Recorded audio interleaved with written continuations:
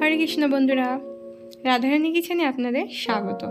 আজ চলে এসেছি আবার একটা নতুন রেসিপি নিয়ে। আজ আমি বানাবো ভুট্টা আর ছানার একটা তরকারি। দুপুরে গরম ভাতের সাথে এই রেসিপিটা খেতে খুবই ভালো লাগে। তবে চলুন বন্ধুরা, শুরু করা যাক আজকের রেসিপি। এখানে আমি বড় সাইজের 3টে ভুট্টা নিয়ে নিয়েছি। এবার ভুট্টাগুলো আমি ছাড়িয়ে নিচ্ছি।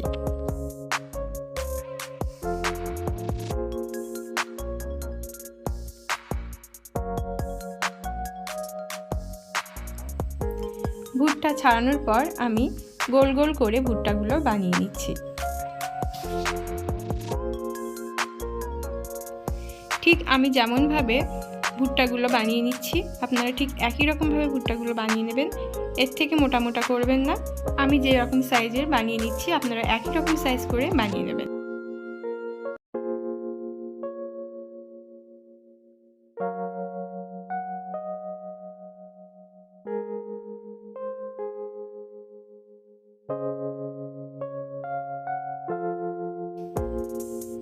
একই রকমভাবে আমি 3টে ভুট্টায় বানিয়ে নিয়েছি।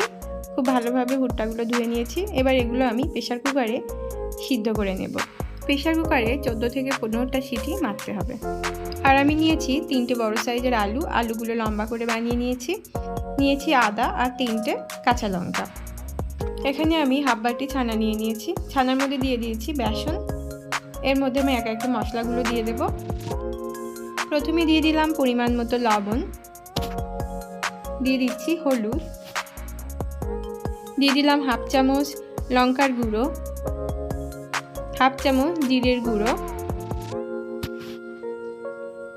অল্প গরম মশলা আর দিয়ে দিলাম হাফ চা চামচ চিনি।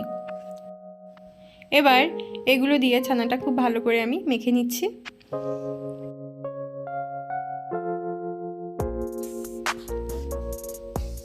ছানা খুব ভালো করে মাখা হয়ে গেছে। এটা আমি এইভাবেই রেখে দেব। একটা কড়া বসিয়ে দিয়েছি, কড়াইয়ে তেল দিয়ে দিয়েছি। তেল খুব ভালোভাবে গরম করে নিয়েছি। প্রথমে আমি আলুগুলো ভেজে নিচ্ছি। তেলের মধ্যে আলু দিয়ে দিলাম অল্প পরিমাণে লবণ, যাতে আলুর মধ্যে লবণটা খুব ভালোভাবে ঢুকে যায়। এবার এটা আমি খুন্তি দিয়ে নেড়ে দিচ্ছি। একটু নাড়াচাড়া করে আমি এটা ঢাকনা দিয়ে দিয়েছি আর গ্যাসের ফ্লেমটা লো করে রেখেছি। 3 থেকে 4 মিনিট পর ঢাকনাটা আমি খুলে নিলাম। আলু আমার প্রায় 70% মতো সিদ্ধ হয়ে গেছে। এবার এগুলো আমি লাল লাল করে ভেজে তুলে নেব। আলু লাল লাল করে ভাজা হয়ে গেছে। এবার এগুলো আমি তুলে নিচ্ছি। এবার আমি এই তেলে ছানার চপগুলো ভেজে নেব। রাউন্ড শেপ করে ছানাগুলো ভেজে নিচ্ছি। তবে আপনারা আপনাদের পছন্দের মতো যে কোনো শেপে ভেজে নিতে পারেন।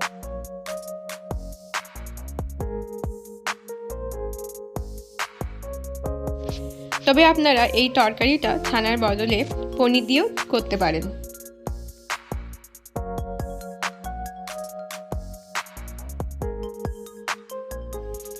ছানা দেওয়ার সাথে সাথেই খুব তাড়াতাড়ি লাল লাল হয়ে আসে, তাই খুব সাবধানে ছানার বড়াগুলো ভাজতে হবে, না হলে খুব তাড়াতাড়ি পুড়ে যাবে। আর গ্যাসের ফ্লেমটা মিডিয়ামে রেখেই চপগুলো ভেজে নেবেন।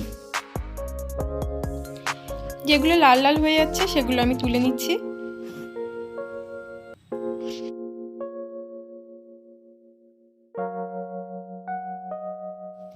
একই রকম করে বাকি ছানাগুলো আমি ভেজে নিলাম।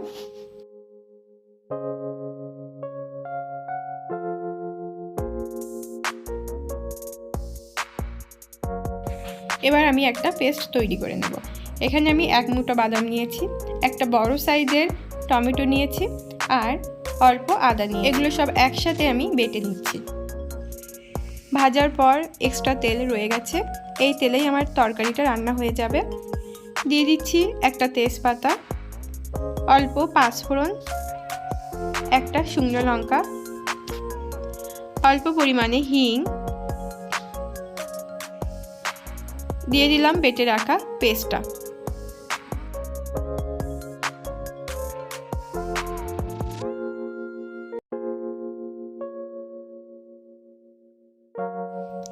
একটু নাড়াচাড়া করে এর মধ্যে আমি দিয়ে দিলাম হলুদ মশলা দিতে দিতেই এটা আমার কষানো হয়ে যাবে। এবার আমি এর মধ্যে দিয়ে দিচ্ছি 1 চামচ লঙ্কার গুঁড়ো, দিয়ে দিলাম 1 চামচ জিরের গুঁড়ো,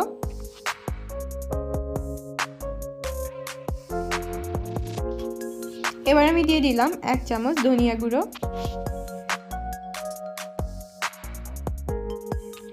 মশলাটা আমি খুব ভালো করে কষে নিচ্ছি যতক্ষণ এর থেকে তেল ছেড়ে দিচ্ছে।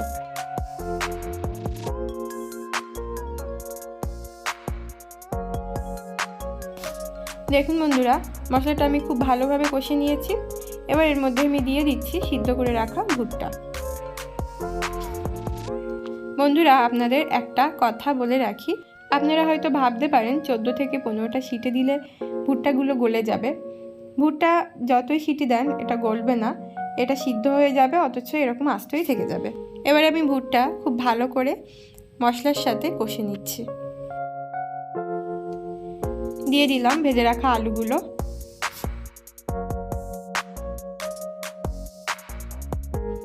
সব কিছু একসাথে খুব ভালো করে মিশিয়ে নিচ্ছি।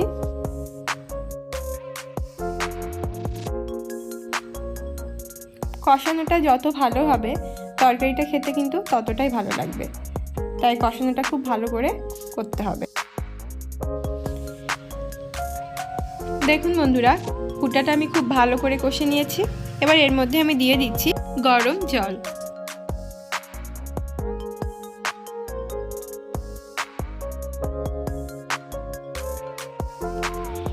দিয়ে দিলাম পরিমাণ মতো লবণ।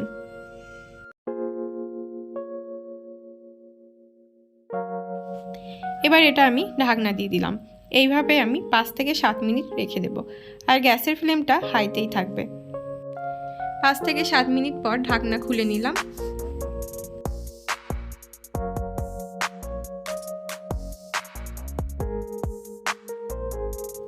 এবার এর মধ্যে আমি দিয়ে দিচ্ছি অল্প পরিমাণে গরম মশলা।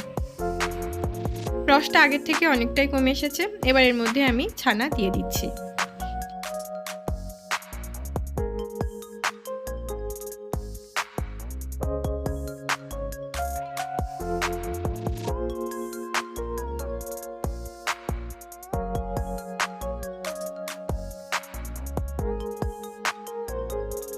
ছানাগুলো দেওয়ার পর এটা আমি 5 থেকে 7 মিনিট ফুটিয়ে নেব। এবার এর মধ্যে আমি 3টে কাঁচা লঙ্কা দিয়ে দিলাম, আর আমি এর মধ্যে দিয়ে দিলাম 1/2 চা চামচ মরিচের গুঁড়ো।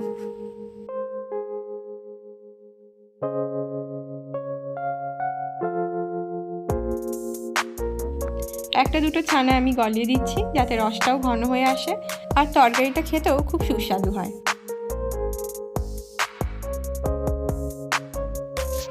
বন্ধুরা, তরকারিটা পুরোপুরি হয়ে এসেছে।